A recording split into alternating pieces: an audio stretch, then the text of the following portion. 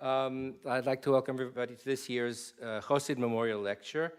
We have a very distinguished speaker today, Professor Achmiel Peltz of Drexel University in Philadelphia. I don't have a written biography, but it's like we've known each other for going on 40 years now, which is amazing. Achmiel we were students together at Columbia when he was doing his second PhD. Achmiel has two PhDs, one in, is it biochemistry? Molecular biology, sorry, I was close. And also in linguistics. He was professor for a number of years of Yiddish at Columbia. He was affiliated with the National Yiddish Book Center for several years. He's been at Drexel for how long now? 15 years. Okay. And he is a specialist in Yiddish linguistics and in particular in sociolinguistics. He's done work both with native Yiddish speakers from Eastern Europe and with descendants of Yiddish speakers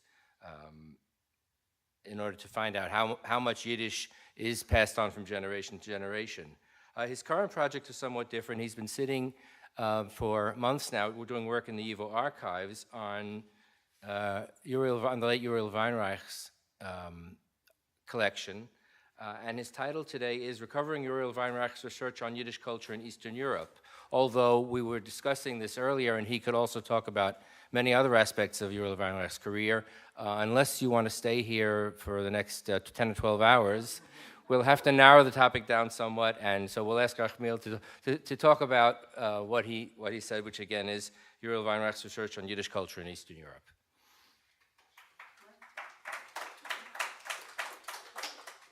Thank you, Herschel. I'm very glad to be here. Although I did all what Herschel said, I really go back at YIVO for a while, and more than 30 years, and for me, it's still very odd to speak English at YIVO. So I can recall when you were not allowed at any YIVO conference to speak any language other than Yiddish. And the change in that occurred probably in the late 1970s. I remember being at the last Yiddish YIVO conference in about 1978 or so. But my first talk, which was in Yiddish, was in 1981. I arranged a session in honor of the centenary of Borisov's birth. And we had a session, I remember, with Yoav Peled, and trying to think of that, another scholar who's still at Baruch College. That's, you'll remember who that is. No, Mitchell Cohen. I don't know if you remember Mitchell Cohen. So it's been a while since I started giving talks at YIVO, but I think this is my second talk in English. So bear with me. There will be some Yiddish because a lot of the materials I'm dealing with are Yiddish, and I am fearful that I'm going to be all over the place because they don't make them like Uriel Weinreich anymore. And Uriel Weinreich was all over the place. I was speaking to Leza Borko yesterday and reading a letter from Yudel Mark. I don't know if those of you remember who Yudel Mark was. Yudel Mark was a Yiddish educator in pre-war Latvia, I think, Letland, and Lithuania both, and came to America and did several things connected to the Yiddish schools, but was largely an expert on Yiddish grammar. And we have a letter in the 50s. I think he was jealous of Uriel Weinreich, where he tells Uriel that he should narrow his scope and just do one thing and only research and publish the phonological variation of the Yiddish dialects over the map, and that would be enough. But that wasn't enough for Uriel, and Uriel was all over the place because Yiddish was all over the place. And he was very, very ambitious and tremendously productive. And sadly, and I'll go into several aspects of this, but sadly at this stage in history is largely a forgotten scholar. He's known to most people as the author of a college Yiddish textbook and a Yiddish-English, English-Yiddish dictionary, which would be enough for one lifetime. But for Uriel, that wasn't enough because he did a lot more.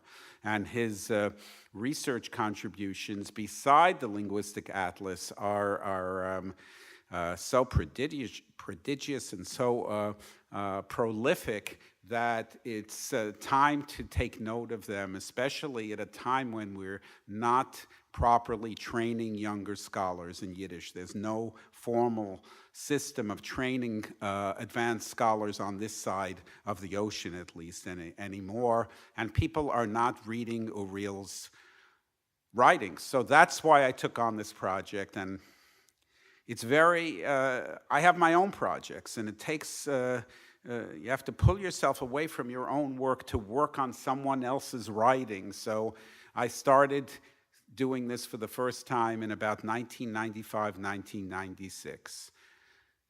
My goal is to collect his writings, which I've had. Now, most of them are published. A few of them, and I will mention them to you, are unpublished, and I think fairly significant, and put them together as an anthology. However, since nobody is reading them, I have to introduce them, I have to explicate them, I have to interpret them now, even though Uriel was a master stylist in all of his languages. So here I am, 18 years later, getting back to this project while I'm working on my own projects. I started, and I dedicate this project to my own colleague and friend, Bina Weinreich. I never knew Uriel, but I saw him, I think, 2 times at 2 conferences. And at that time, I remember I never thought that I could study Yiddish, that I would know enough Yiddish to even get to that level. And here I am trying to interpret all of these articles. But Bina and I got to know each other later on, and we worked together in a couple of capacities at YIVO. I was the editor-in-chief of the ideas of YIVO, and Herschel, that's one of Herschel's hats now, I believe. And we took it very seriously then, and I wrote it all out in Yiddish. First. We had some English there, but the English came later, and I had 2 co-editors that would specifically look at my language, and Bina was my English editor, and David Rogov was my Yiddish editor, and we worked very, very closely and got to know each other. And then we became friends, and I would visit her. On a couple of occasions, I visited her at her summer residence on Cranberry Island in Maine. And by that time, we had our own children, and my daughter's name, our daughter's name is Bina. So our daughter was the Kleine Bina, and Bina Weinreich was the Große Bina. And after that, when I was teaching at Columbia, and we were searching for multiple teachers for our students so that they wouldn't just have one Yiddish professor, Bina at YIVO worked with each of my students individually, and they would sit with Bina, that was from 1990 to 1998, and get individual instruction in Yiddish language and in Yiddish texts. And that was really the reason why Bina Weinreich in those years stayed at YIVO. She enjoyed working so much with the Columbia students. I'm coming here as the Yoirish of Uriel Weinreich. I didn't study with him, but I studied with his students. So I am in the direct lineage. I did a dissertation, as Herschel did with his student Michael Herzog. But I also had the privilege to spend a year preparing for that dissertation with Bill Labov and learning. I knew I needed more of the field methods in sociolinguistics, and I was living in Philadelphia, and Bill invited me to become a student in a course called The Speech Community. And that was a course where we'd spend 3 full days on that course every week. You didn't just go to 2 or 3 hours of lecture and then do some readings. So it was very, very influential. Both of those students, and those are probably the most prominent, Uriel had other students, probably the 2 most prominent, remain tremendously indebted, almost in the shadow, if you could imagine that. Both of these are quite prominent scholars of Uriel Weinreich. Uriel Weinreich was an amazing person that I could see from reading what he wrote and reading some of his correspondence. In doing historical work, one could think that you can reconstruct a life through the papers. You can't.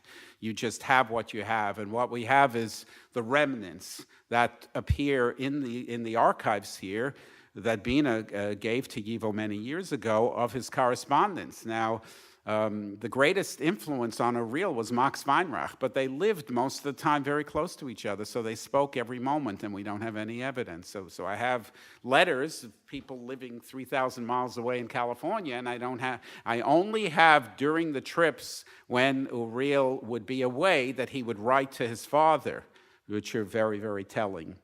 So for those of us that one day that want to write about how the Yiddish dictionary was put together, because Uriel spent a year at Stanford's Institute for Advanced Studies, I believe called in Behavioral Sciences, it's called, because he always asked, he would, in his letters, he would say, am I really doing behavioral science at this moment? Because he was doing so many different things. He writes to his father, he writes to Mordechai Schechter. I'm not on that project. Maybe Laser will work on that. But we have tremendous details on the decisions made around which words to put in what kind of translations. And just recently, I discovered, and I'm not going to ramble. I have some order here that.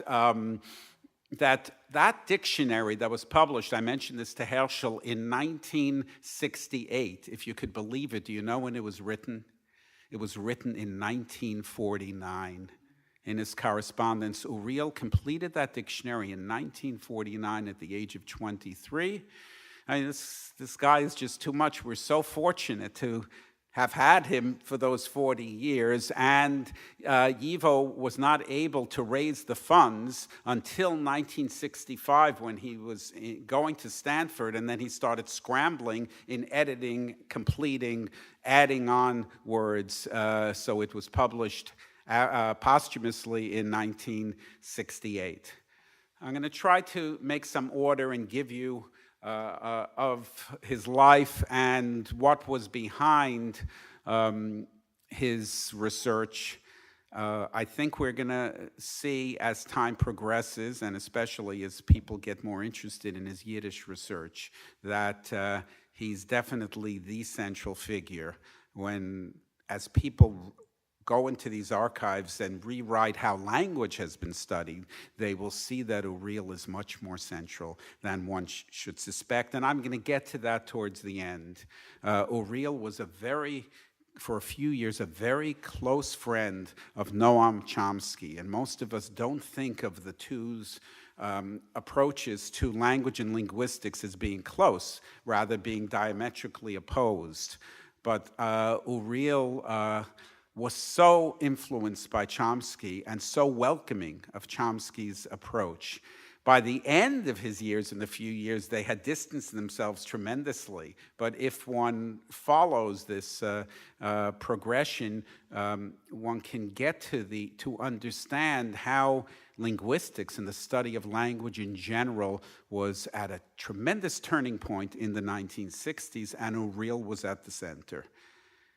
Probably there is one article, should remember, do you remember the title of it? Published in 1968 after it's Weinreich, Herzog and Lebov. It's from a conference in Texas, and after so many years of dividing linguistics into diachronic and synchronic linguistics, based on the research of these three people, it became obvious that the social and cultural factors that influence language differentiation at any one given time are just the same factors that influence language change over time.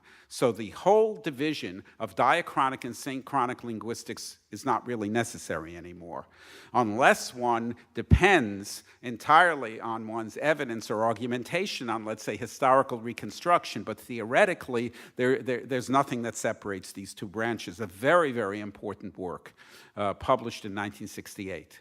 Laser. Empirical Foundations for Language Change. Empirical foundations. This is so important. Empirical foundations. You could say empirical foundations. Isn't every science empirical? Well, if some people think that if a linguist sits with their own head and thinks up how things work, that's empirical. But for those of us that go out there and want to see, gain some folk how the people speak, it's a big deal to do field work and to collect empirical data. And Uriel knew that there was something wrong with linguistics for many years, and that's the reason he welcomed Chomsky so much. Because if one goes into why Chomsky is so important, and there are so many reasons, and in retrospect, Chomsky will be recognized, I think, as with all the deficiencies, as the outstanding theoretician in general. American thinker in the latter part of the 20th century. We see that what was important is that he wasn't just creating an abstract system, but he was trying to describe a working system that has a connection to a psychological reality. And Uriel was very, very concerned with these, the motivational factors in language change and language differentiation. So it's not surprising that he would welcome Chomsky. Well, let me get back to our topic today.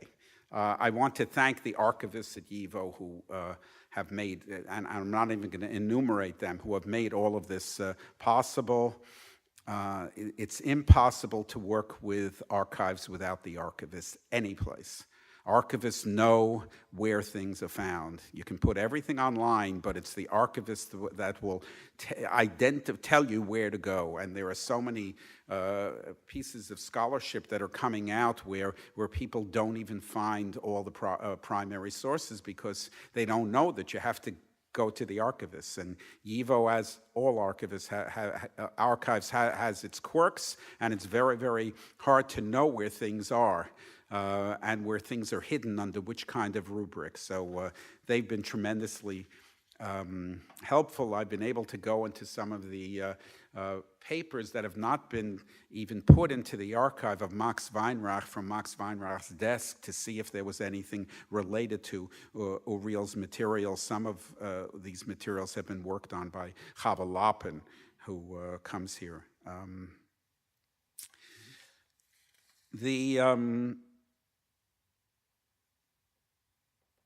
In dealing with Uriel's work, it's easy to underscore the fact that he died at age 40 and to think about what could have happened had he lived, how things would have been. And we tend to do that. I think that we have to be satisfied with saying that in these 40 years, which were, let's say, equivalent to 1,000 years of research productivity of average people, we got a lot out of this. Why the general field of linguistics appreciates Uriel more than the field of Yiddish, I'm not exactly sure. I think because there isn't much of a field of Yiddish. But I'll just indicate to you, in 2011, the latest book by Uriel Weinreich appeared. And the title is by Benjamin's Languages in Contact, French, German, and Romansh in 20th Century Switzerland.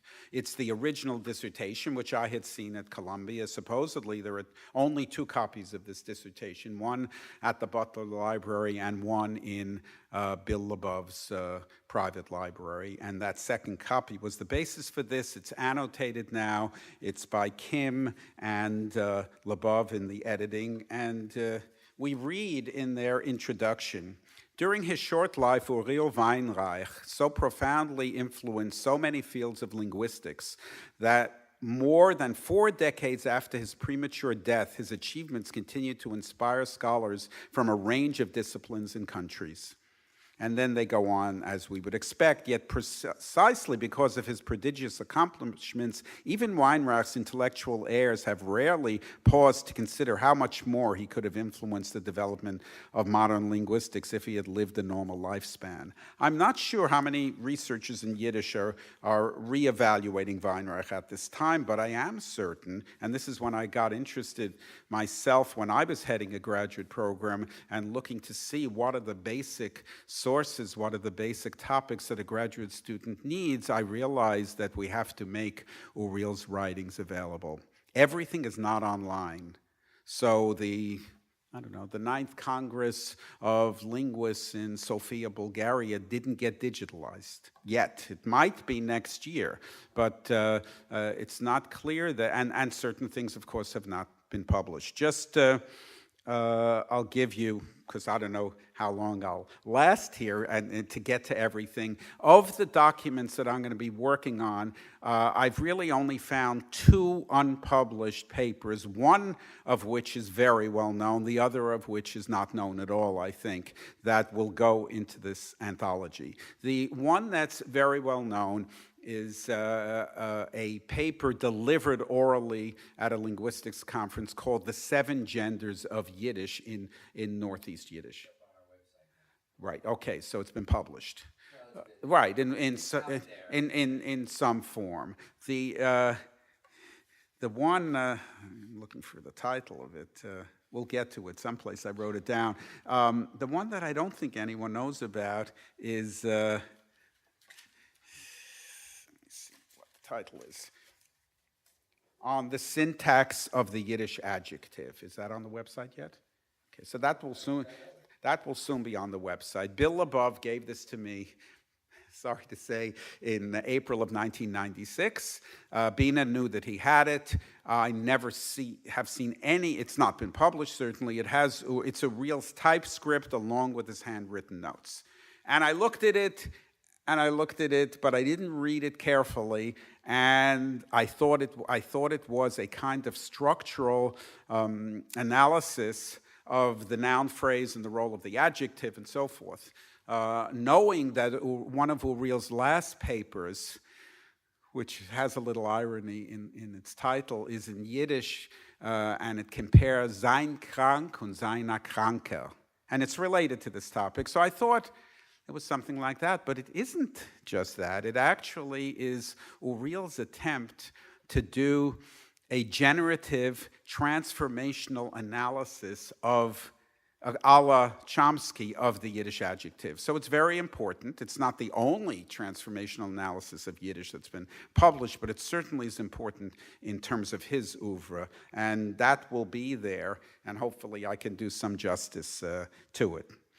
I'm moving on to the next stage in this research, and I'm leaving the archives, and part of the reason I'm leaving the archives is that indeed it's a very sad story. So at the end, I've been reading the Yiddish private correspondence of Uriel with several people. Actually, the most details are his correspondence with Chona Shmeruk in Jerusalem about his illness and about his state. It didn't mean that Uriel was suffering and not doing anything for a while. I'm going to present to you some of the work in his last week of life. He was very, very active. But in this correspondence, he describes the reoccurrence of a malignancy that had been picked up 3.5 years prior. And this is a man that has, I'm going to chart for you, tremendous plans for the future at each stage of his life. He's always going on to the next project. I mean, you could just fall apart sitting there and reading these letters, and then seeing the artifacts. For example, where Robert Austerlitz sends the door name from Philosophy Hall to Max Weinreich for him to from Uriel's office and things like that. So I'm not going to dwell there, but I would like to start in Yiddish, because with the Hesped from I don't think this is on the website yet, from Avram Yeshua Heschel at Uriel's funeral in 1996. It's 1967. Uriel dies on March 30th, 1967. And Heschel, who knows him, the reason I'm reading this is that he indicates, I think, the strength of Uriel's attitude towards Yiddish.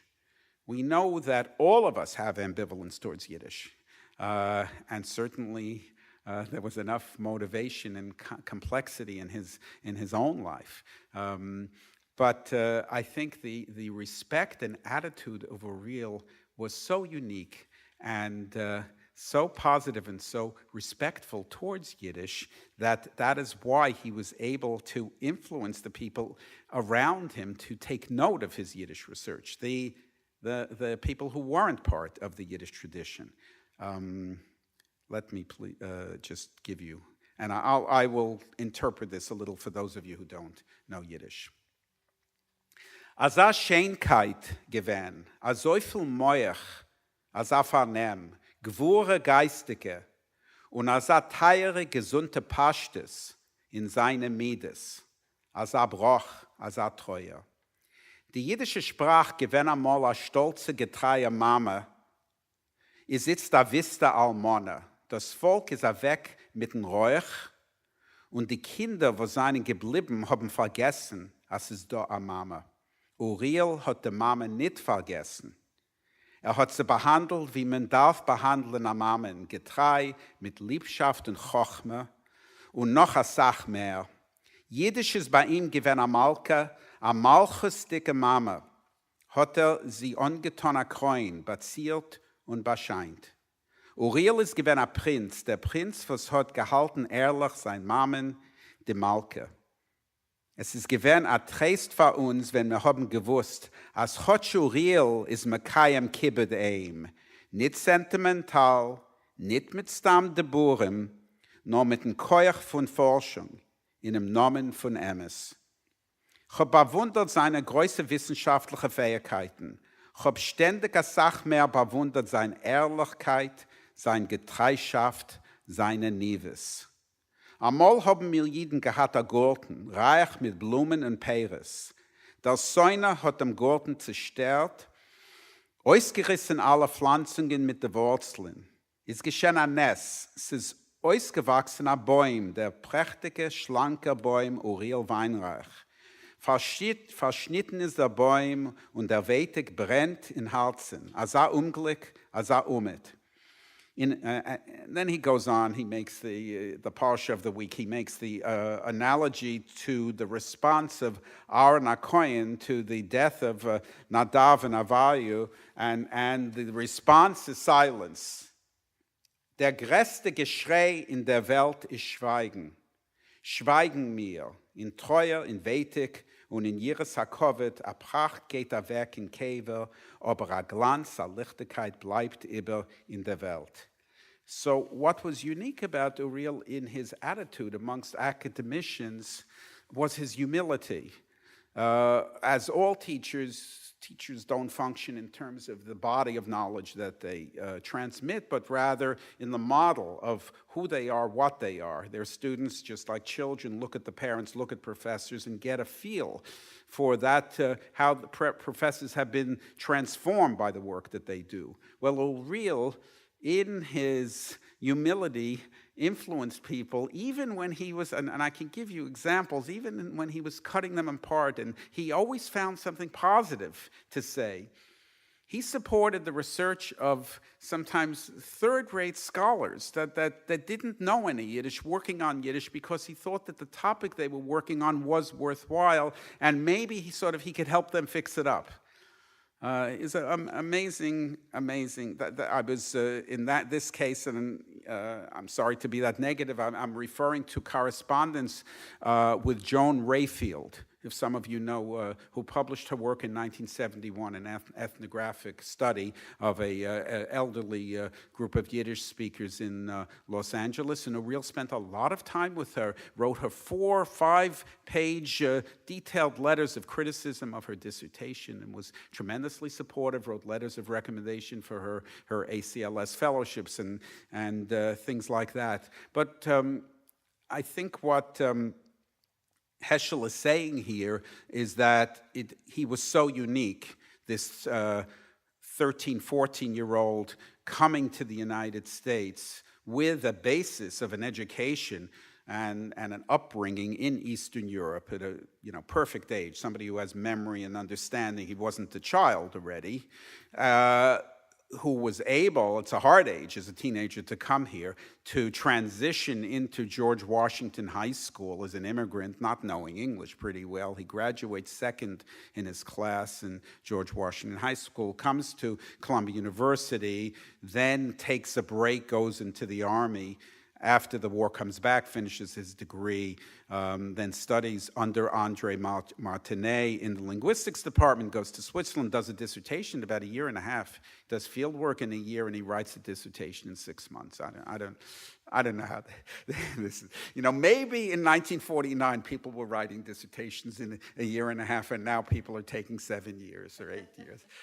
Who knows? But the silence that Heschel is referring to is a silence almost that has lasted till now. That has been our response to Uriel Weinreich. And I think it's time that even though we're impressed, that we have to critically evaluate his writings and see what we can use, what we can't use. Okay. About his creativity and activity. In a letter to his father, Uriel, in the summertime 1956, goes to Ann Arbor, I believe to a summer institute. I'm not sure if his brother was on the faculty yet at Michigan in that year, but he's going to take part in the Summer Institute of Linguistics, and he writes to his father, Azoi as kein plener Fellen nit, ob soll nur sein Zeit. I mean, it's very ironic. Even in 1956, this is, he's only 30 years old, a young professor. He has some premonition that there's not enough time, and he has all these plans.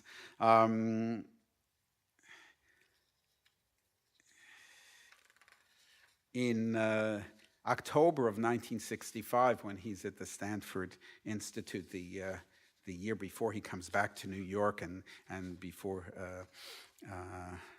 he dies, he's writing to Bill Labov, his student who had just finished his dissertation and is teaching at Columbia. And this prescience, he says, I don't want the atlas to be a posthumous monument. And if we are to live to see it, we have to keep plugging away. The last week of his life, he has a new proposal that I'll read to you, which is, I think, an interesting topic, because sometimes when people look at the field of Yiddish, they say the Weinreichs, as though Max Weinreich and Uriel Weinreich were the same. Obviously, they influenced each other tremendously, but they didn't do the same work. They influenced each other. This is an example of a topic that Max would never have taken. I've studied Max Weinreich's writing, would never have taken on him. So on March 21st, he types this kind of an abstract for this proposal, and it's on the influences of Yiddish on American English, possibilities of a new approach, dated March 21st, 1967, and he dies on March 30th. The few scattered studies, largely of a journalistic nature, which deal with the influence of Yiddish on American English, are nowhere near to doing justice to the linguistic impact which the Yiddish-speaking Jew and his immediate descendants have made in America. In part, the inadequacies of the literature could be corrected by additional work along conventional lines, but it is safe to guess that no amount of loan word counting, which was what the articles consisted of previously, just lists of the so-called loan words, would get to the heart of the matter. The influence of Yiddish amounts, I can't read here my own writing, to a considerable degree of subtleties of loan translation, word order, intonation, etc., which cannot be picked up by combing texts. The problem must rather be approached by the new research methods of sociolinguistics, which William Labov has developed and applied effectively to the study of social differentiation in New York City English. These methods allow us to gauge the stylistics and subgroup identifying value of even minor speech items, and thus to delineate the powerful emotional connotations which attach to Yiddish origin material in English. These methods further allow us to compare the way in which speakers subjectively evaluate their speech, which is interesting, just how the speakers evaluate their speech, and the whole internalization of what is high prestige, what's not with prestige, with the way their speech is evaluated by listeners of various types. So he wants to know how non-Yiddish English speakers evaluate listening to such language. In comparison with the new methods, the old ways of loanword study seem roundabout and often beside the point. If by suitable research devices the Yiddish factor in American English can be realistically captured, it may become possible to explain the bafflingly small recorded influence of Yiddish in certain other languages by attributing the results to the inadequate methods used in the past. What would have happened, I don't know. I know that certainly Max Weinreich would never have touched that kind of a subject. And here it's also because Uriel was very influenced by his student Bill Labov. Yet Bill Labov, until this day, says that every idea that he has, when he rereads Uriel, realizes that Uriel had them first. So I'm not sure who's influencing whom at this stage. I'd now like to, in the second part of my talk, talk a little bit about how Uriel saw the field of Yiddish, planned the field of Yiddish, and through his teaching and through his editing, and how that fits into the history of Yiddish studies in the 20th century. So Uriel is born in 1926. He becomes a professor at age 26 in 1952 at Columbia in the new Atron Chair on Yiddish Language, Literature, and Culture in the Linguistics Department. And for the next 15 years, amongst other activities, this productive scholar formed a graduate program to train MA and PhD candidates in the field of Yiddish. It was the only program at that time in the world to do such at the latter higher level, meaning the PhD. The Hebrew University program in Yiddish studies, founded in the same year, 1952, at least through the late 1960s, only trained students on the master's level. It was only after that that you could get a PhD in Yiddish at Hebrew University. So I'm now using over the years, the archives here. There's a Uriel Weinreich collection, the papers of the Yiddish Studies program at Columbia University, and looking at the volumes of the field of Yiddish which Weinreich had edited. I'll try to understand his conception of what is the field of Yiddish, especially in terms of how one trains young scholars in this field of advanced training. People, when they hear Yiddish, they say, oh, somebody's giving a Yiddish course in some university. They treat it as though that person is an advanced PhD student. As we know, almost no one is learning enough Yiddish in their courses, other than in the summer program courses, let's say, to be able to read a book in Yiddish, because there are hardly advanced courses anyplace, I think, in Yiddish language. I don't know if there are any in the United States on the advanced level in the Yiddish language. So we certainly in the future are going to need people with such expertise in order to continue this work. And when I headed the graduate program, and having been a product of the graduate program, I was able to critically examine it, I could see what the need is, at least at that time. That was 15 years earlier. And now I think we have to look to see how we can train the next generation of scholars, that you don't want to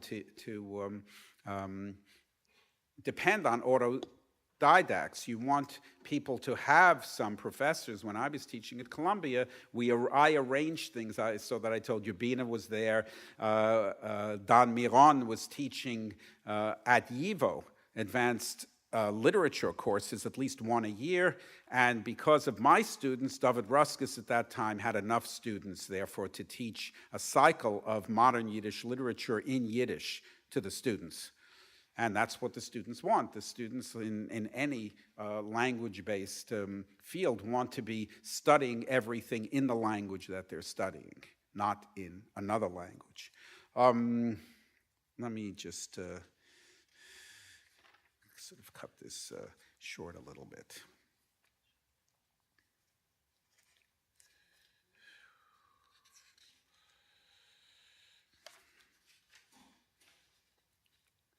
In the report of the Atrin Chair at Columbia after 2 years of existence, we see that Weinreich had taught 5 graduate courses in Yiddish culture, 3 in linguistics, 2 in literature. For the 3rd year, he planned an additional literature course and a folklore course and 2 more in linguistics. In the 15-year retrospective report, this is after Weinreich's death, authored after Weinreich's death by the chair of the linguistics department, Robert Austerlitz, we see, in addition to seminars for MA and PhD students, a total of 15 different courses had been taught, 6 in linguistics, 6 in literature, 2 that straddle both linguistics and literature, and 1 on folklore. For a taste of their purview, I'll mention the formation of a literary language, topics in some of these Herschel and I studied, topics in pre-19th century language and literature, the Germanic component of Yiddish, Peretz and his world, and contemporary Yiddish poetry. These are the courses that Uriel taught, all alone. All courses firmly fit into language and cultural area studies in the humanities at that time, which included linguistics and literature and sometimes folklore. So the question is Yiddish studies humanities, or is Yiddish studies social sciences, or both? And it's amazing that one person could teach all of these courses. And these courses complemented Weinreich's other courses that he taught in general linguistics. He also, many of those years, served as department chair of the linguistics department. And he very much wanted to keep that position and that affiliation. We see him writing to the Atrin Foundation. He wanted to be a professor in general linguistics. Weinreich's vision is one of, as a field in the humanities, focusing on linguistics, folklore, and literature. And that was the bibliography that he published along with Bina Weinreich in 1959.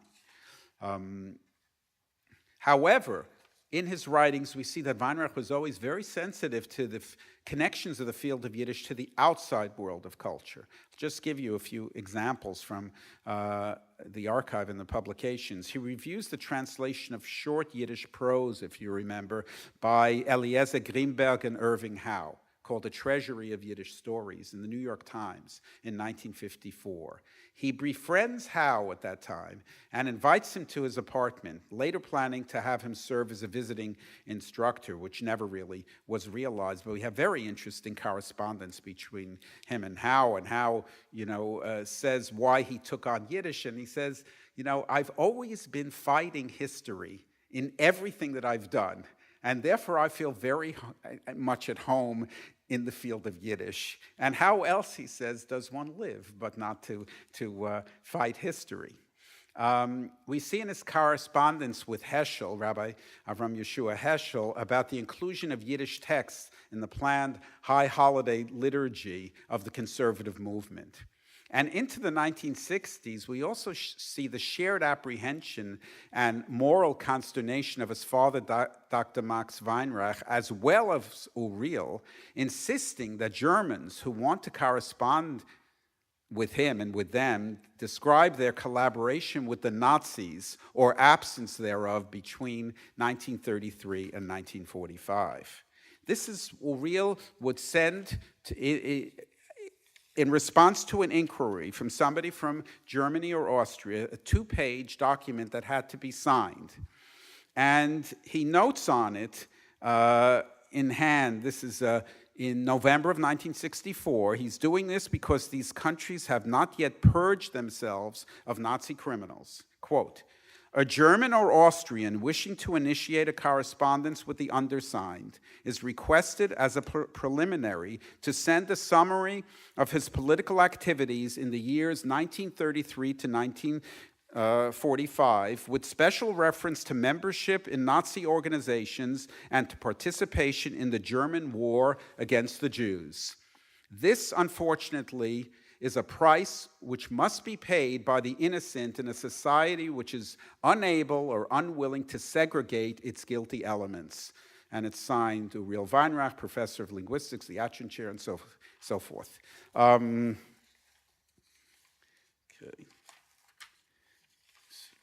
And here.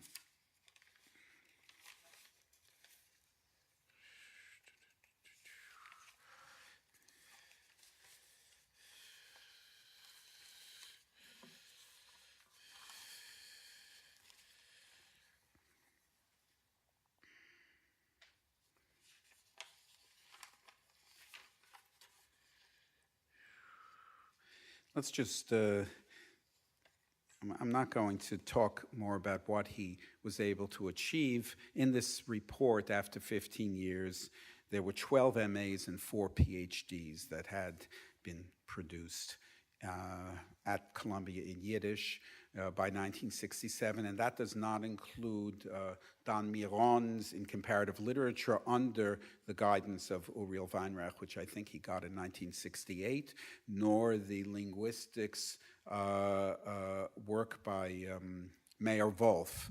And I think that Meyer Wolf got his, what was his, was it also on the, do you remember his topic? Was it the noun?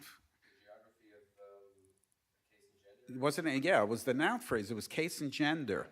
And I think he received that in 1969. So we know that 2 more students got PhDs. But certainly the 2 outstanding ones were Michael Herzog, and actually this doesn't include Lebov, so I'm not sure. So the outstanding Yiddish one was by Michael Herzog.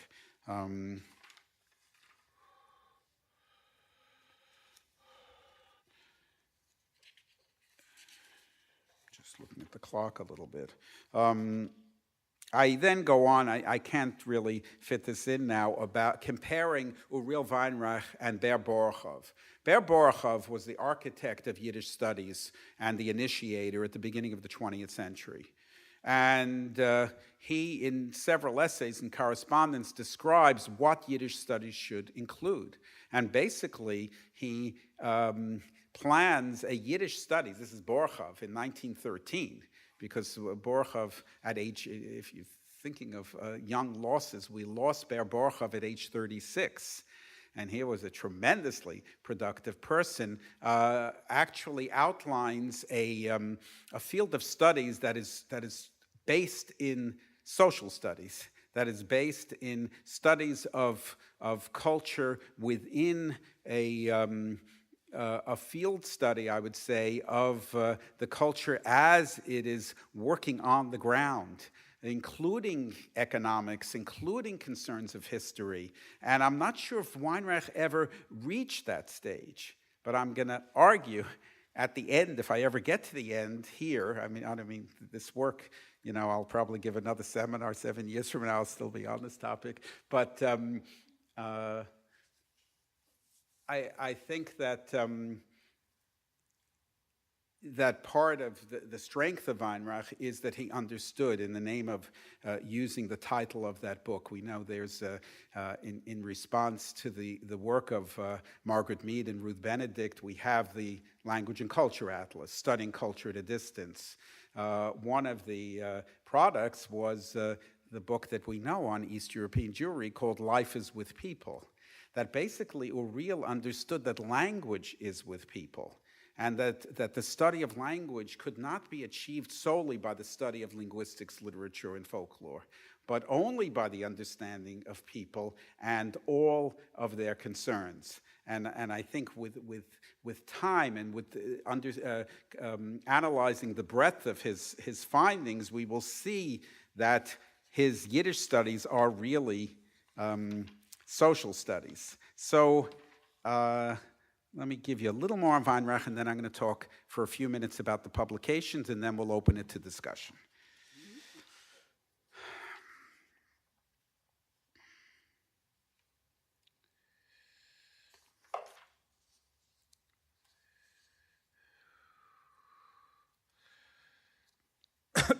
Uriel Weinreich wrote in the 1950s that the greatest influence on him was Noam Chomsky.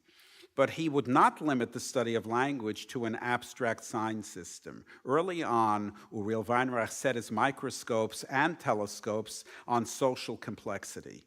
Writing an autobiographical statement in March 1949 as part of his application to the American Council of Learned Societies for a grant to study and do field work for his dissertation in Switzerland, Weinreich stated, "My early interest in linguistics and cultural problems was aroused by the frequent discussion on such matters which I heard at home. Sometimes even before I fully understood them. The visits of scholars from various countries at our home and my father's return from a year's participation in an international Rockefeller Foundation seminar at Yale influenced me deeply." And we know that Max was studying psychoanalysis. Max was translating Freud at this time. The East European environment in which I spent the early part of my life served to impress upon me that language is much more than a logical sound system, intertwined as it is with social and cultural problems of a most complex nature. And then I'd like to just talk about the project itself, besides understanding where Uriel was when he was creating these works. So as I organize his writings, they fall into four categories. The sort of book opens with what I call the New Yiddish Atlas, Cultural Geography at a Distance, which was his major research area. Secondly, then we have, which is the largest body of articles, Ashkenazic Jewish Language and Culture Contexts, Geographic and Historic Perspectives. Thirdly, smaller in number, Structure, Semantics, and Standards of Yiddish, which includes certain grammatical analyses and looking and contrasting spoken Yiddish with standardized Yiddish, and then Yiddish literature and folklore. I want to just give some of the findings. For example, the literature section will include his study of the Maskil Dick and his study of the prose master in pre-war Poland, Weissenberg. I'll just read to you. Some of you know the name Ruth Weiss as a literary critic, and she's thought of as being one of the more outstanding literary critics. This is Ruth's reaction to Uriel Weinreich's article on Weissenberg. I'll read it and then translate it. Euer Artikel wegen Weissenberg-Städtel in Goldene Kate ist beemes am Muster von sachlicher, literarischer Kritik und von einem breiteren historischen Zugang, was schätzt ob ein Werk Leut sein Zwiebe. Ob ich mag sein ein bisschen hofferdig, wollte ich wollen sagen, als es ist ein Schod, was ihr seid als ein guter Linguist. Anders wollt ihr geworden, der samme größte Forscher von Literatur, nicht nur bei Jeden. So he is studying Weissenberg's short fiction here called The Städtel in terms, not just literary criticism, but in terms of the environs, the environment for its creation, and the history of this creation. And she says that his literary criticism is so good that it's a shame he's sort of wasting his time in linguistics, because just for his literary criticism, he could be one of the outstanding Yiddish literary critics. Now, what would this Anivistika Weinreich, so what's his answer? He says, Ich danke euch sehr für die Komplimenten wegen dem Weisenberg-Artikel. Wenn ich ihm allein der Sehen gedruckt hat mir dafke ausgesehen als Sach neberdicker, der beschassen Manuskript. So his response was, when it finally got published, it was really neberdick, pitiful, as compared with any excitement I had before. So he always tends to play down the importance of his work. I now want to just spend a minute on Uriel Weinreich and Chomsky. I think it's important, not because of Uriel Weinreich and Chomsky, but because of the Yiddish connection. Now that I read the article on the adjective, and I'll give you some words from the article on the Yiddish adjective. This is the introduction. I'm not sure if our professors here from Barnard would have attended this event. Did you attend an event where Chomsky speaks to Columbia graduate students on March 5th, 1963? I don't know if I don't know. He did come again, I remember. Do you remember more recently where he was in a debate with Del Himes in the 90s? But anyway, this is an amazing introduction that Uriel Weinreich gives to Chomsky. And they're personal friends. They were especially friendly in about 57 to about 62. Their children were the same age. They used to get together. And this is Weinreich's introduction. I want to deviate slightly from my custom of brief, dry introductions. This is March 5th, 1963, because I consider tonight a special occasion in our seminar. I have at various times said so many things about our guest speaker behind his back that I may be forgiven for repeating a few of them to his face. When I was a graduate student some 12 or 15 years ago, I would have been at a loss to say what period in the history of linguistics I was maturing in. I was aware of an abysmal separation between structuralism and dialectology, of a deadlock between Praguean and Bloomfieldian traditions, and of a tragic silence behind the Iron Curtain. All these things have changed since. A structural dialectology can, I think, be said to be slowly in the making. I think, a few years later, I'm not sure if he would agree with this, but anyway. Russian linguistics has been dramatically released from its Stalinist torpor. But more decisively still, the issues between Prague linguistics and structural Bloomfieldian linguistics have been either resolved or exploded into obsolescence by the new ideas of Noam Chomsky. Today's graduate student can say without hedging that he is entering linguistics in its Chomskyan era. In the course of a few short years, Mr. Chomsky has rejuvenating linguistic discussion by redefining the goals of our science. He has challenged a deeply entrenched mechanism in linguistics with a new scientific mentalism. He has not only turned our attention to long-neglected topics in the syntax of the object languages we study, but has submitted the syntax of the meta-language of our descriptions to such scrutiny that even phonemics, the part of linguistics which only yesterday seemed to be most nearly complete, is today slightly shaky on its foundations. Compared to the live issues of today, the controversies which dominated linguistics when I was a graduate student seem pale, if not absurdly terminological. The advent of the Chomskyan age of syntax has understandably generated a great deal of emotion. It is a shock for any scholar to discover that the goals he had been pursuing during a lifetime of honest efforts are not the most significant ones when viewed from a new perspective. But those who have been able to look back on their own work from the new vantage have perhaps had opportunity of an intellectual exhilaration that is not given to a person first entering linguistics through the door of MIT.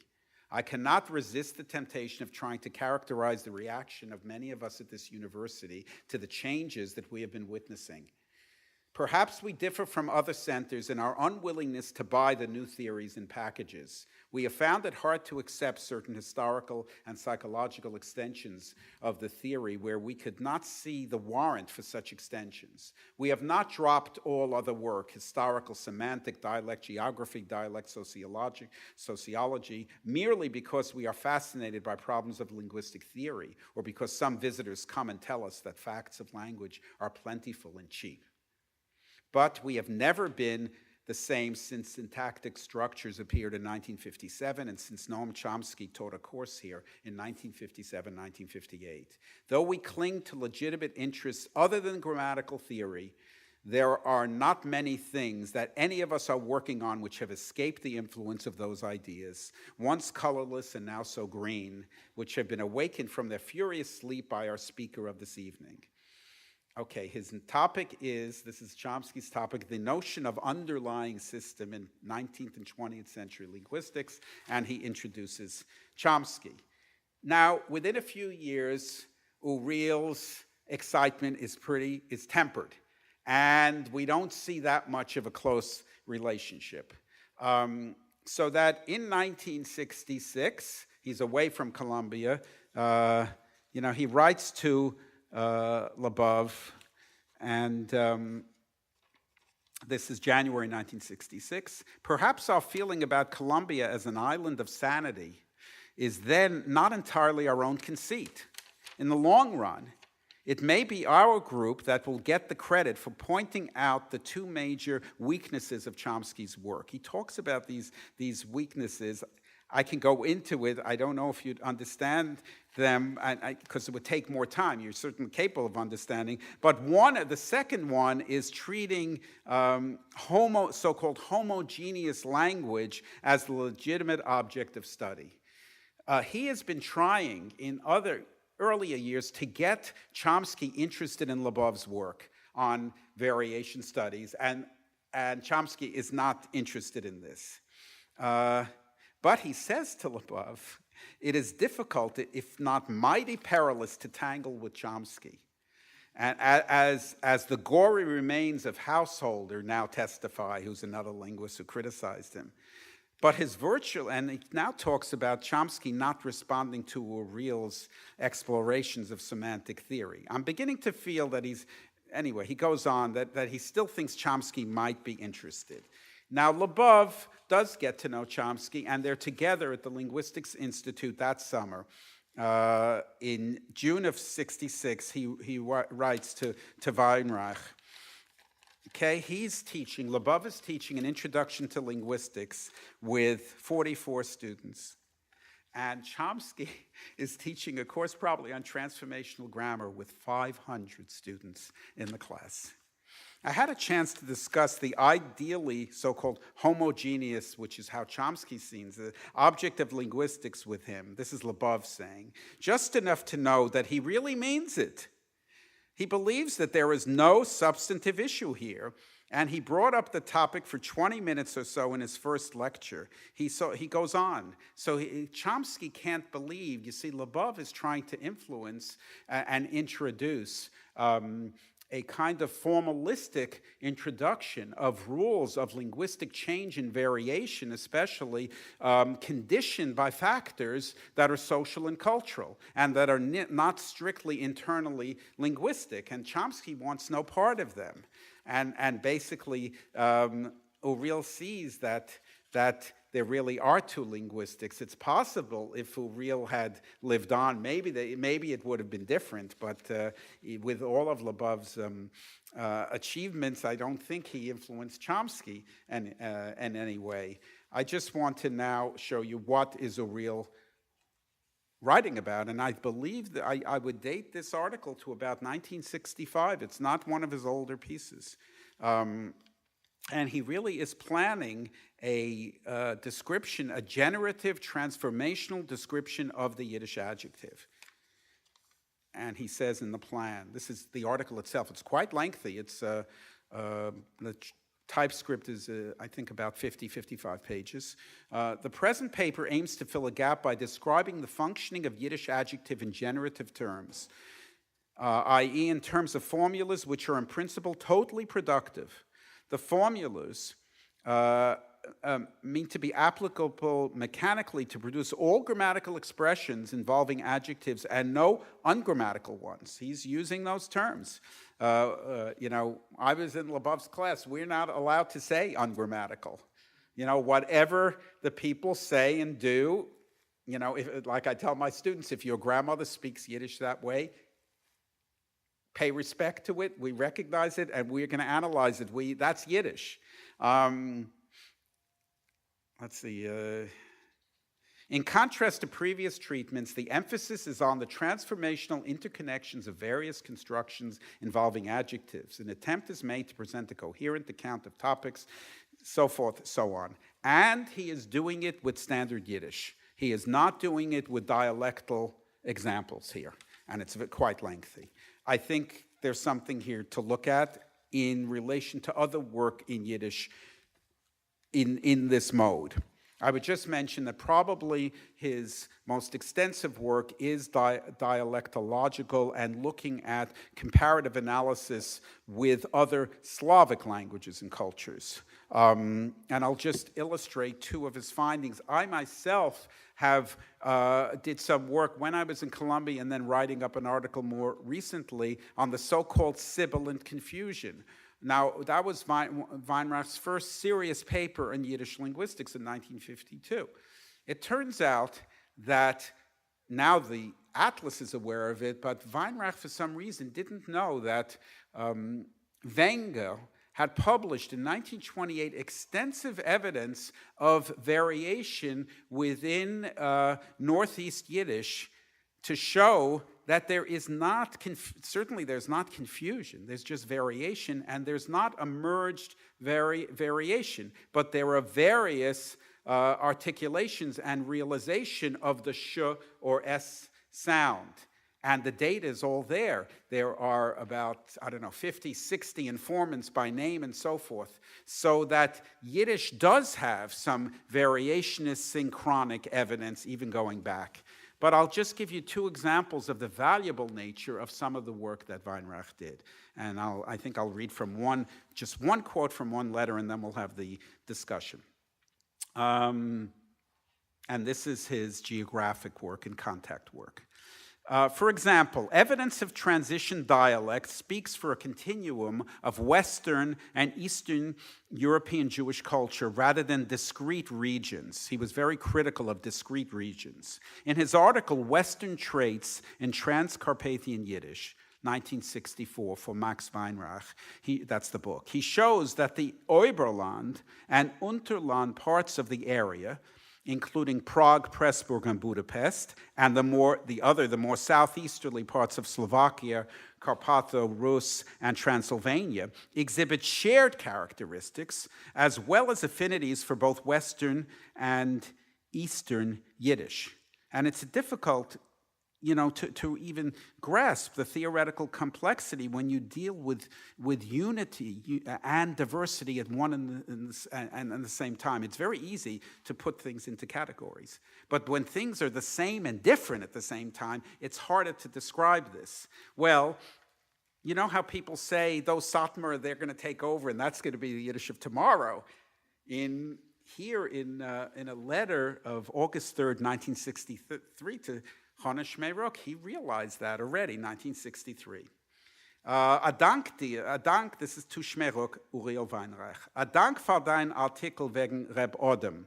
Bei ihm ist solche Cover-Meise, was wird allein einmal reingehen in dem Metazykel von Reb Chones Meises. Chone ist Shmeiruks Meises that he's collecting. Die Satmere Bichler seien noch nicht angekommen, aber schick sie mir Tage weiter. Grad habe ich geendigt dem Artikel vom Weinreich-Buch that I just mentioned, mit an Anweisen auf dem, als der junge Dialekt von einem ungarischen Unterland that we talked about, the second area, was es besitzt, gewinnt zu nahe und zu gemischt zu sein wichtig für die jiddische Dialektologie, wird öfter darf gewähren wichtig in der Zukunft. Also wie wird uns, meaning us and our Satmar brethren, mistama alle überleben. And certainly that is the case. And secondly, then just to show his findings internal to a certain region, we can look at his analysis of Litvish, Belarusian Yiddish, White Russian Yiddish. On the other hand, focusing on a non-transition area, one thought of as firmly in the region and dialect of Litvish Yiddish language and culture, Weinreich underlines the internal heterogeneity and local patterns of Belarusian Yiddish. This is in his article, posthumously 1969, from the conference, I think, at YIVO or Columbia in 1965, on dialectology. Using phonology and lexical data, Weinreich interprets historical changes to have brought about both northern and southern subregions, as well as divisions crisscrossing the divisions. At the same time, he documents that the dynamic differentiation of Yiddish language and culture differs from that of co-territorial Belarusian. In almost every attempt, Weinreich, when he tries to study Slavic alongside Yiddish, does not find any kind of one-to-one correspondence.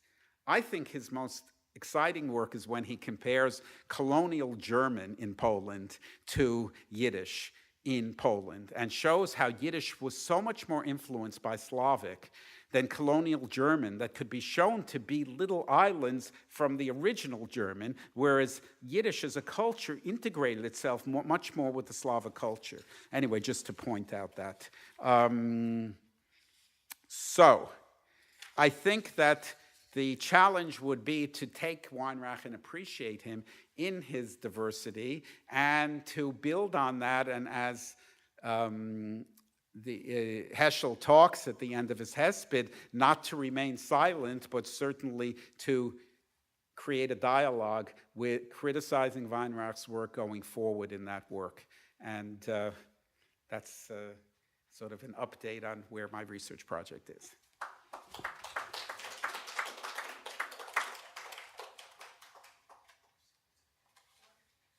Please, Dr. Rubel. Several different questions. The first one is, are there any students, PhD students in Yiddish, studying the language of the Satmar Hasidim here in New York, for example? Because obviously it's a spoken language, people are using it in the home. It would be very interesting to see what it looks like. And the other question I have, is anyone pursuing that project that Uriel describes in the last week of his life that is looking at English usages of Yiddish? Yeah. The latter, I don't know about. I haven't heard that. There are certain studies of Yiddish in Hasidic settings, including that of children, and language learning in these settings.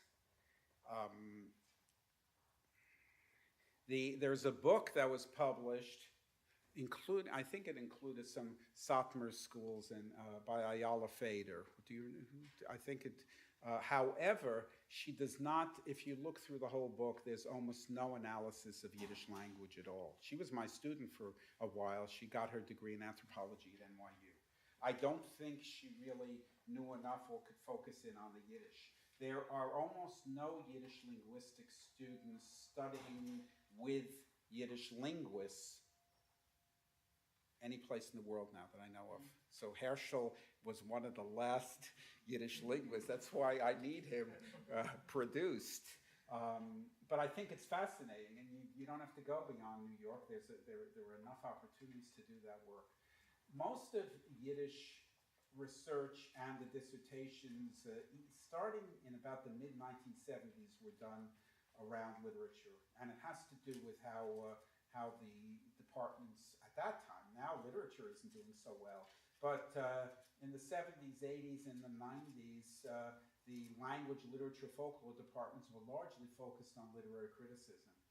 So, and the same case with Yiddish studies. And the thought was basically that you could learn anything you ever want to know about Yiddish from Yiddish literature.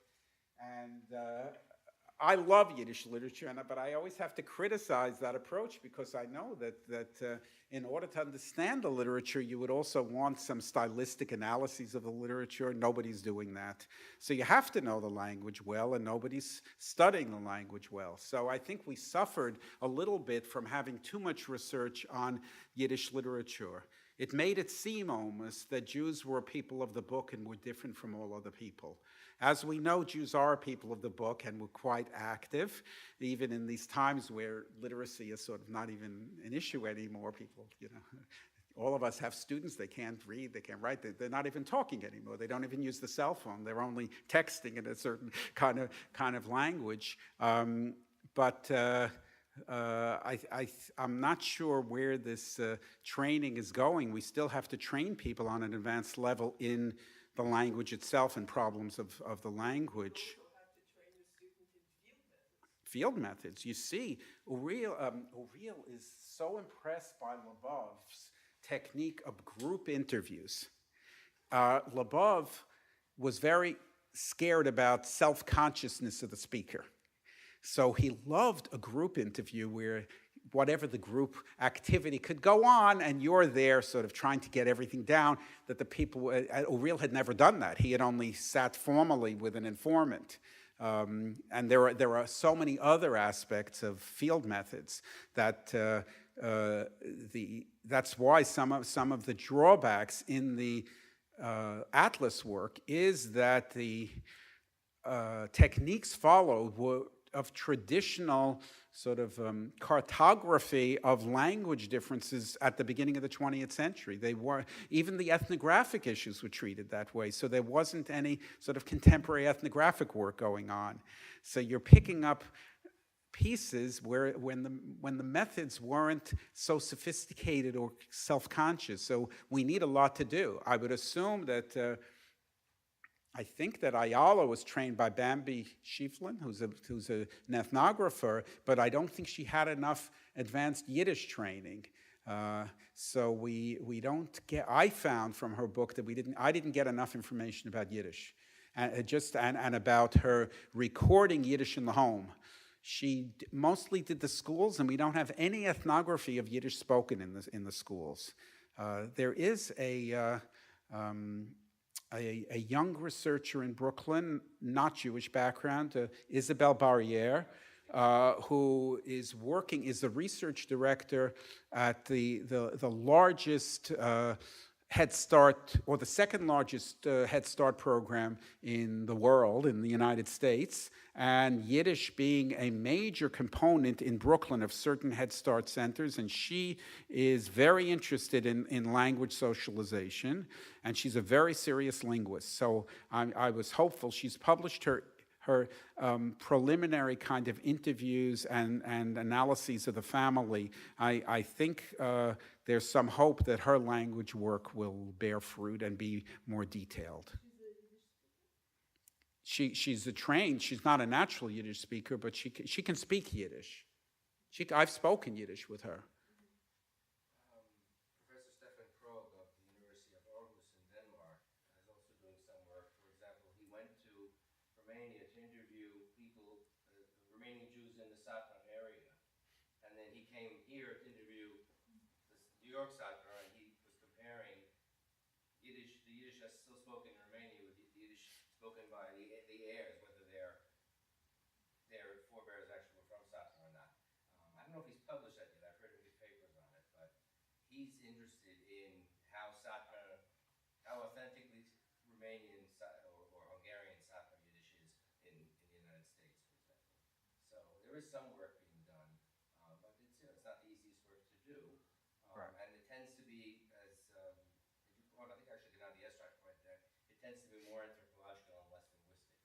So we learn about it kind of when they use Yiddish and what circumstances, but not so much about not much study of the actual usage of the Yiddish. Please.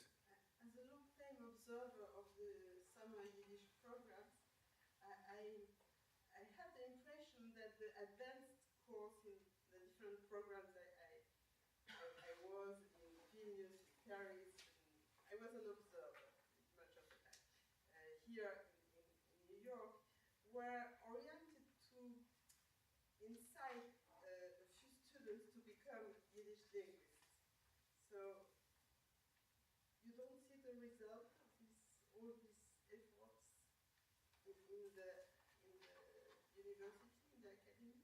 Well, I mean, you know, we have a problem in general in teaching languages at the university. When I was growing up, when I went to college, came out with a major in French.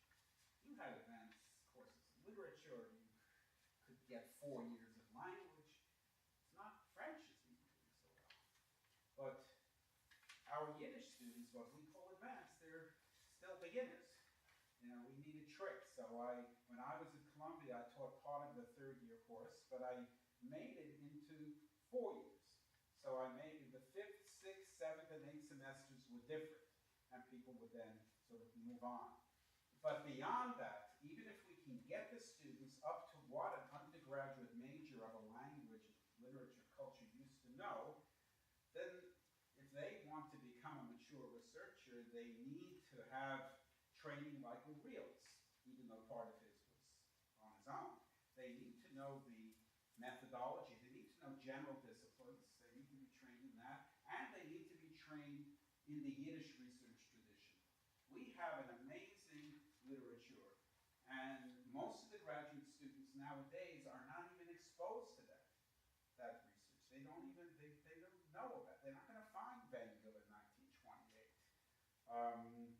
So we really do need, I would say on a master's level, a series of courses, graduate courses, beyond that summer program level, and that now does not exist except that I heard that there is some chance that in Tel Aviv, right, there's an initiative, it was supposed to be Hebrew University, Tel Aviv University, and Beersheba, but it's, I think now Hebrew University, and there are, Noverstein was here and said that they do have students. So there is, I think now, one place in the world where master's level courses. When I was at Columbia, I introduced a series of courses that started with Introduction to Yiddish Studies that presented the history of Yiddish in Jewish society, as well as the history of the scholarship of the way that Yiddish has been studied, and that's the first course. And then we had a course on ethnography and folklore, and I was able to teach these courses. And then we had a course on variation and change in language, and then, I can't remember all the courses, and we had a course in sources, which included archival sources and living communities, and we went and did field work, and I brought informants into the classrooms. I don't know if anyone's, and it was all in Yiddish. We studied in Yiddish, we spoke in Yiddish in the classroom. I'm not sure, other than this attempt in Israel, we need to do that. But nobody wants to do it because everyone is doing their own research. It's not easy to start an institution like that. A couple of comments. First of all, you said you're not sure that Yiddish studies appreciates Uriel Weinreich, but it seems to me that, in contrast to his father, much of his work was more general linguistics, and I think it just happened to be, Yiddish just happened to be the case study. But I always felt he's been more of a general linguist, even though he's known for college Yiddish on the dictionary. If you read his papers, yes, they're about Yiddish, but they're from a general linguistic point of departure. Well, some of them, but I think not the Atlas. Do you think the Atlas work is that way? No, not the Atlas. I think of the shorter papers, yeah. Right, but some of these papers on geography, that's why I started with the plan for the Atlas, because I think that's really where his heart was. And I think those are very... But unfortunately, he never published. Right. But the comparative, these are preliminary kinds of works. Right. And I think, to me, those are his best works. I think, listen, you know, there's just so much you could do in 40 years. So you were right. It was amazing how respected he was in the field of general linguistics. And that he worked on languages in contact, that he's definitely the fundamental thinker in that field up until today. He worked on semantics, and there was an anthology on his work on semantics that Labov and Bina edited that came out. And that work is still read today. He was very interested in problems of language standardization in general. And he went to India and so forth, just like Schickel Fishman did in that, had a So he managed to be recognized there. Why he wasn't recognized, why the Yiddish work, I think he was one of the only ones that were, there was an older generation, and then there was almost no one in his generation that was full-time Yiddish linguistics. And then he had a couple of students. It was, he appreciated all the individual, it's interesting, who were his colleagues in Yiddish? Borissov, who he was close with, and Shmehuk, at least from he had no one here, and they wanted him to go to Israel to become a professor, not Max, but Uriel, and to spend 2 years there, and he couldn't get away, so he had a plan to bring Shmehuk here and make Shmehuk in 2 years into a linguist. And Borissovsky comes to Yale to become the literary critic, and together they could take care of Yiddish. Well, the politics of the universities didn't work out that way, but the chair was given in literature to Shmehuk, who got his PhD in history on the agricultural settlement in White Russia, and Borissovsky got a professorship at Tel Aviv University, and then eventually ends up at Yale. It was hard academic, even Uriel, it wasn't easy for him to get this one chair. So, I don't know. Had he lived, I'm not sure. And my other comment was, I mean, I'm amazed that he would have had anything in common with Chomsky. I mean, you know my opinion of Chomsky, so I won't repeat it. But the fact is that he was so interested in connection between language and culture, and it seems to me that Chomsky just doesn't even admit that to his thinking, because, well, anyway, I shouldn't go into it. Right. But Right. they seem to be so different. Right. How could they have ever felt they had anything in common? Because I think he was really an old-time structural linguist, Weinreich, in his training. And he was very dissatisfied about the motivation for language differences in the old system.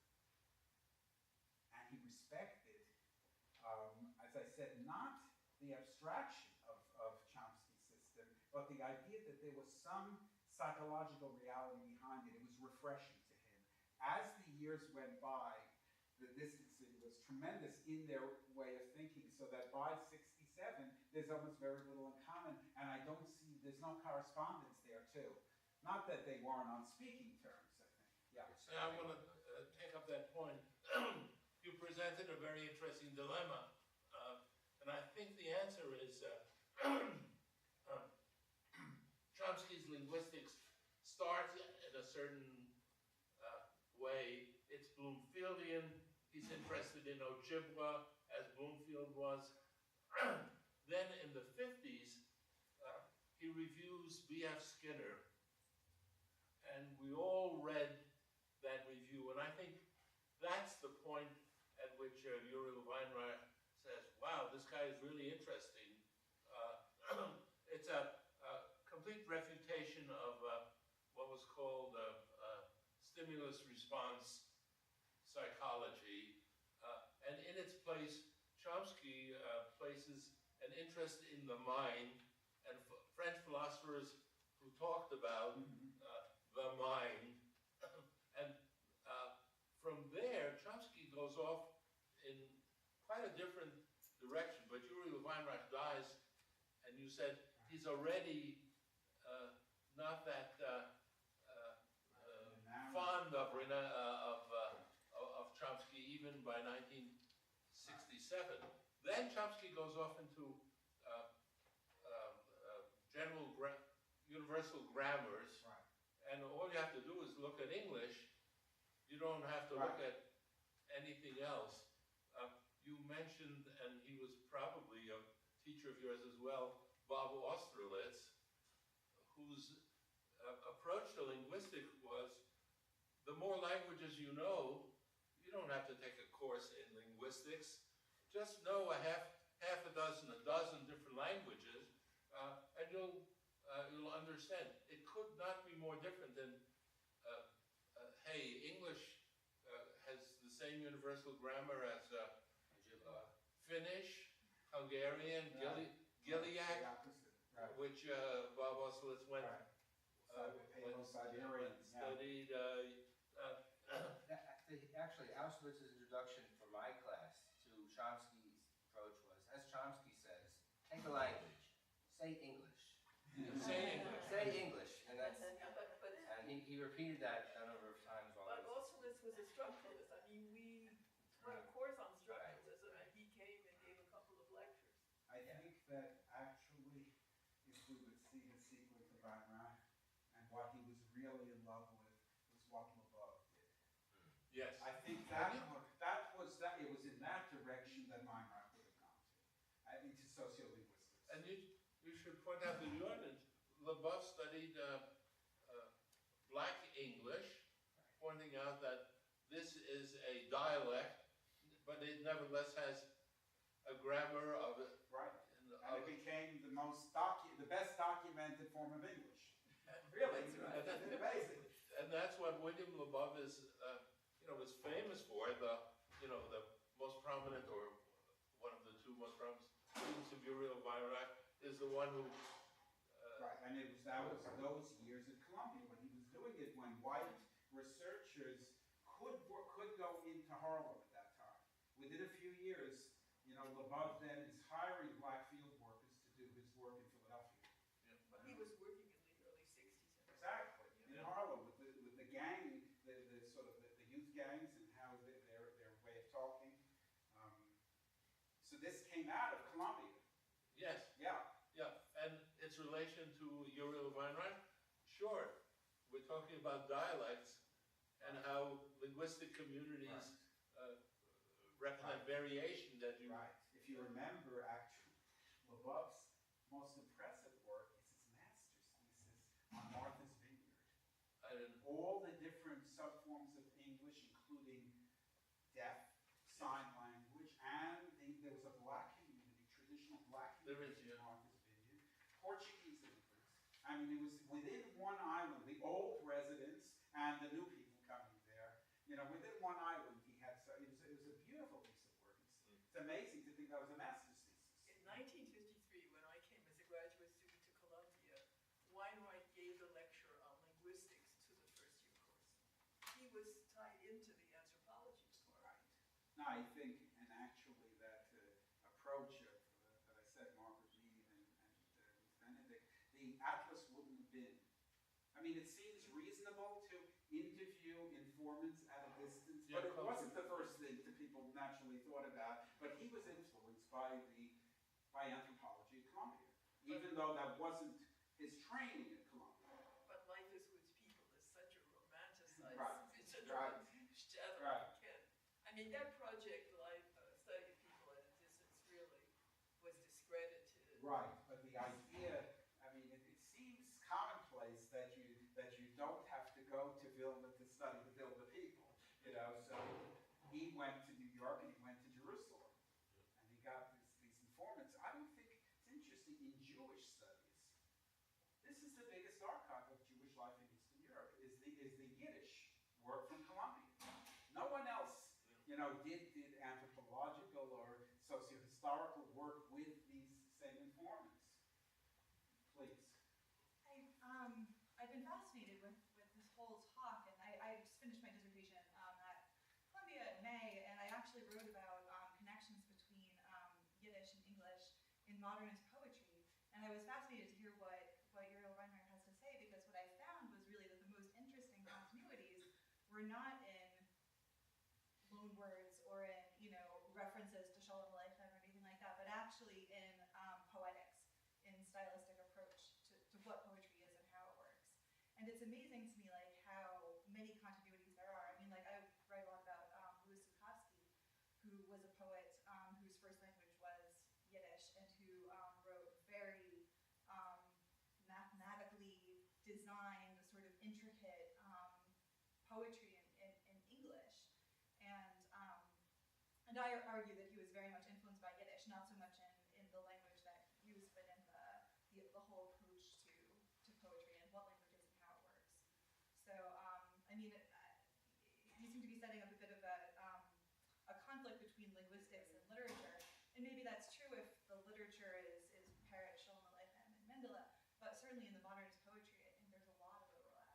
And Uriel loved that modernist poetry and wrote about it too. So, and he was,